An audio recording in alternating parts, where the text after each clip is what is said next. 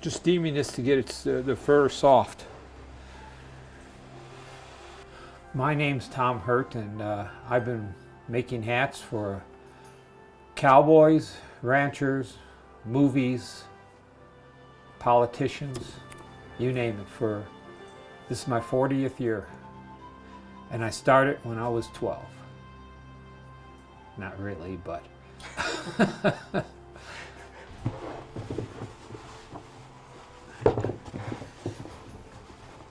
I got involved in this not by choice.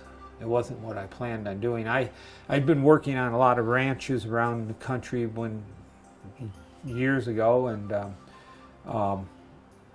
I got a job doubling Mark Harmon in a movie called Comes a Horseman. And then I worked on that, and I worked with Richard Farnsworth in the same movie, and Jason Robards. And boy, I thought this is pretty cool. I can be a cowboy, ride horses, be on a movie set, make a heck of a lot more money. And so I finished that picture up, and I asked questions. Richard Farnsworth was really helpful. Over the years passed, and Sam Elliott came out and did a picture called Conager. And he heard about me, and he came and right to my house, and we sat there and talked hats and movies and stuff like that. And so I did his hats and some other ones for the movie Conager. And then come back here and pull it down over this wood block. There was an actor strike, and I didn't have that much. Didn't save up that much money. Didn't have any. I was just somebody working, trying to keep a job, and so I had to go during the actor strike and find myself a job. And in downtown Colorado Springs, there was a hat shop, and I just strolled in there one day and started talking to the man who owned it, Art Henderson.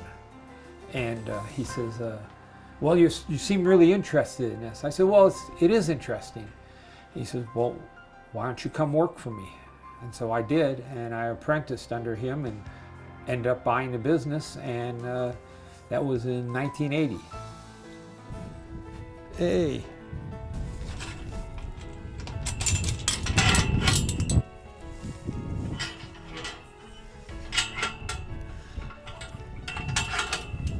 Hey, how you guys? Yes. I could be with them all day, every day. It's not difficult to learn. It's difficult to do it well.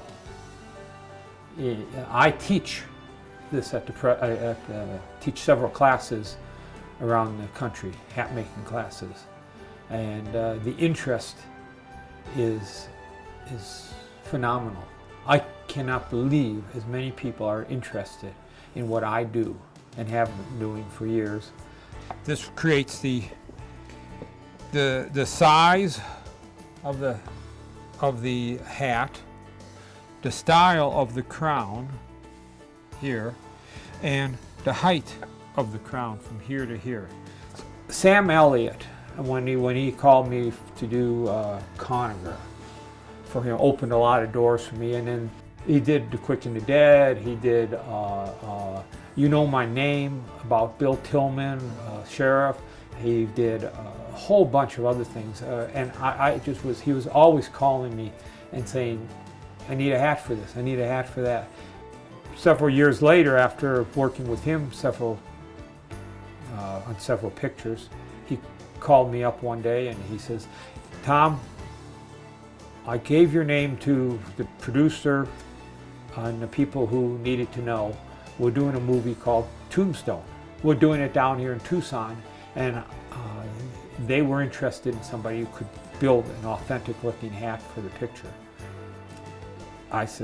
He said, so I gave them your name. They will be calling you, which was another huge break, but it was because of Sam Elliott.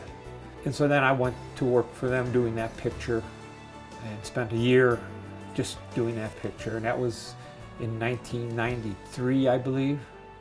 And then when the movie was over, Val Kilmer asked me to do a series of hats for him that he'd sell. And this was way back when the movie was just over.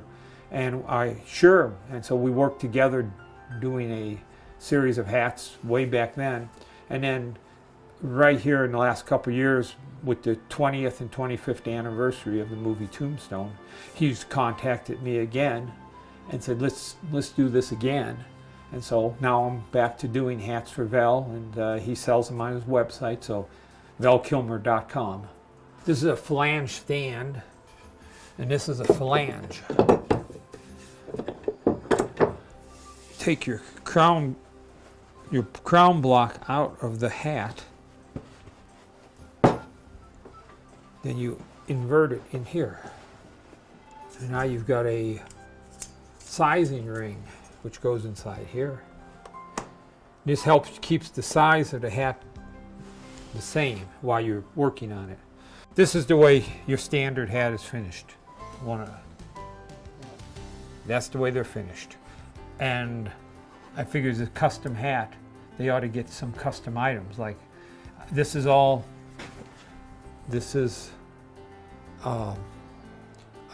deerskin lacing that I lace this with. I answer the phone. A woman answers. I pick up the phone. A woman says, "This is the White House secretary, and the president would like to speak to you." And I said, "Oh, sure." Somebody pulled my leg. Joke.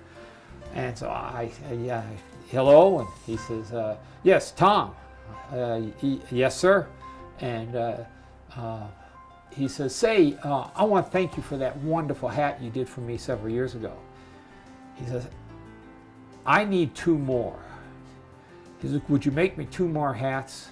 Send them to the ranch in Santa Barbara for me?" I said, "Yes, sir. Yes, sir." And he says to me, "Now, I don't want you to give this hat to me.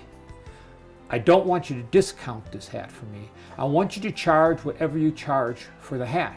He says, "I know I can afford it a lot better than you can afford to give it away like that." And I said, "Yes, sir." Yes, there's a great interest in it, and I'm thrilled to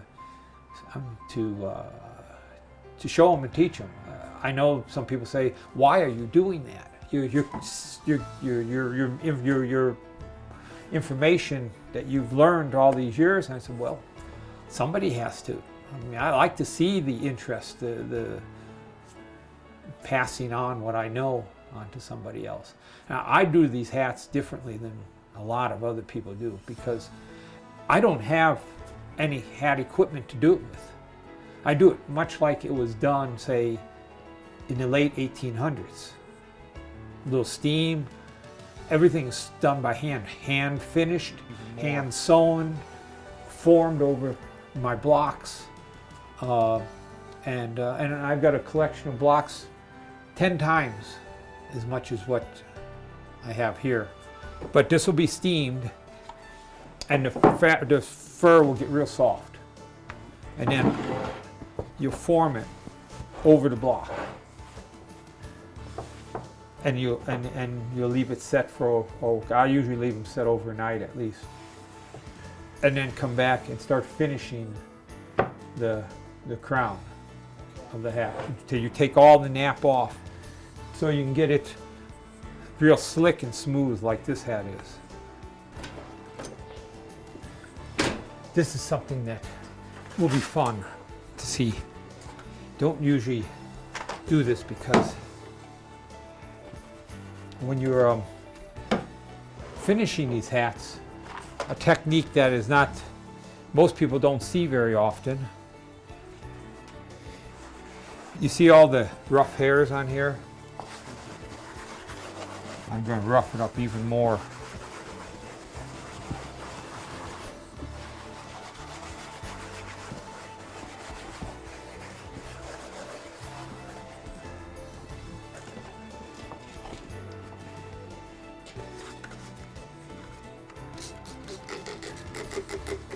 I want to take some of these wild hairs off this hat without having to sand the whole thing. So, you ready?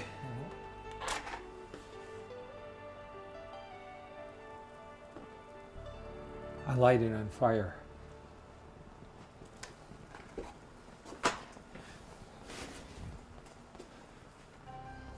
That will burn all those long hairs off. And once I get it all those long hairs burnt like that, then I can come back with my, use these, just this pad, and I can